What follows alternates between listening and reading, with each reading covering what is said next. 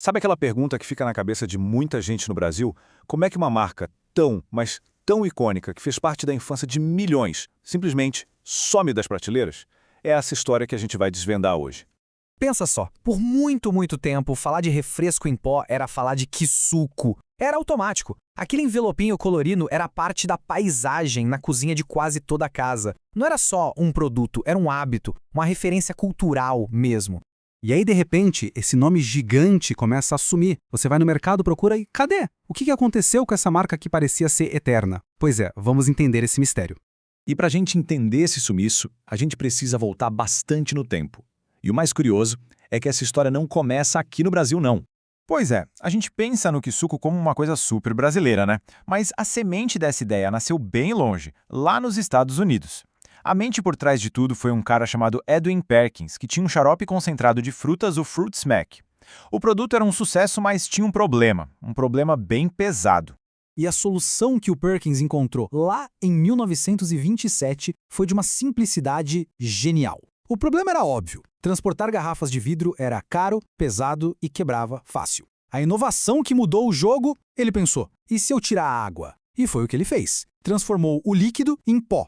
O resultado foi uma revolução. Um envelopinho leve, barato, que qualquer um podia transformar em refresco em casa. Antes mesmo de pisar em solo brasileiro, a marca já foi se fortalecendo. Foi vendida para uma gigante, a General Foods, ganhou aquele mascote super famoso, a jarrinha sorridente, ou seja, quando chegou aqui no Brasil, em 1961, já era um produto com uma estrutura enorme por trás. E o Brasil dos anos 60, bem, era o cenário perfeito.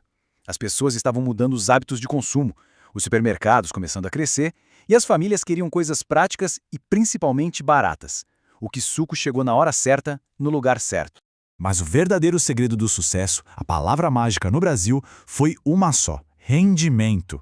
O grande diferencial era que um pacotinho fazia 2 litros de refresco. E isso, gente, era muito mais que economia.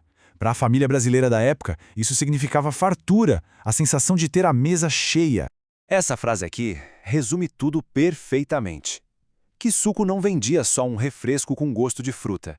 Vendia uma solução. Vendia a tranquilidade de saber que, com pouco dinheiro, dava para servir a família inteira. Por isso, a marca virou parte da família. Só que nenhum império dura para sempre, né? O mercado foi evoluindo e, de repente, surgiu um concorrente com uma força brutal, que ia mudar completamente as regras do jogo. Era uma batalha de Davi contra Golias, só que ao contrário. De um lado você tinha o Kisuko, com toda a sua história, com o carinho das pessoas. Do outro, chegou a Tang, com a força de uma multinacional, investindo rios de dinheiro em propaganda, em distribuição para chegar em cada cantinho do país. Foi uma briga injusta, na verdade. E os números aqui mostram o estrago. Olha só, em 2022, a Mondelez, que é a dona da Tang, já controlava metade de todo o mercado. Só a marca Tang, sozinha, tinha 43%. É um domínio absoluto. E se liga nesse número porque ele é impressionante. Já em 2016, a Tang estava presente em 70% dos lares brasileiros. É uma escala gigantesca. O Kisuko foi praticamente encurralado. Ficou sem espaço na prateleira, sem espaço na cabeça do consumidor. A chegada da concorrência foi um fator decisivo, claro. Mas a queda do Kisuko também foi decidida nos bastidores, nas salas de reunião, bem longe do consumidor. E esse é um ponto-chave. Dentro de uma empresa gigante com várias marcas, nem todas recebem a mesma atenção e o mesmo dinheiro. Quando uma marca deixa de ser a estrela, ela não morre de uma vez. Ela entra no que o mercado chama de gestão para o declínio. Ou seja, a empresa para de investir, para de inovar e só fica tirando o lucro que ainda resta, enquanto a marca vai se apagando aos pouquinhos. Então, foi uma combinação de coisas. O consumidor mudou, começou a querer produtos mais saudáveis, mais práticos. Lá dentro da empresa, o Kisuko virou a última prioridade. Sem dinheiro para marketing, sem inovação, a marca foi sumindo, até ficar praticamente invisível. Ainda teve uma tentativa de volta em 2017. A ideia era apostar na nostalgia, na memória boa que as pessoas tinham da marca. Mas não durou nenhum ano. A verdade é que a lembrança era forte no coração das pessoas, mas faltava força para brigar no mercado de verdade. Faltava preço, distribuição, faltava músculo. Mas a história não acaba nesse fracasso. Recentemente, a marca ganhou uma nova chance, um novo capítulo, com outra direção e uma estratégia totalmente diferente.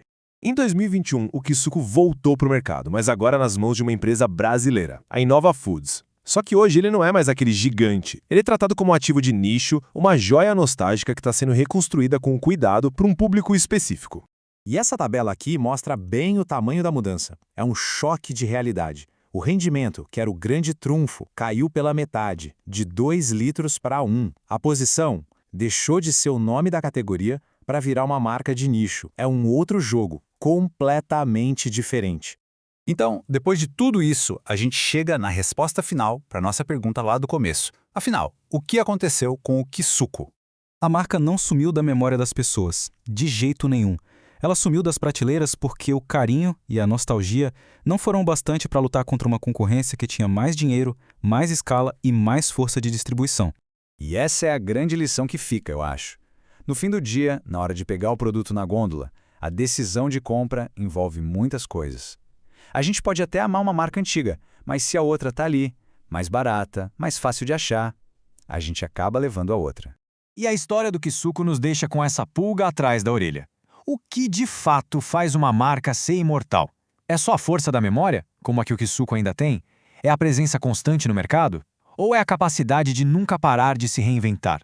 É uma pergunta que vale para qualquer marca, de qualquer época.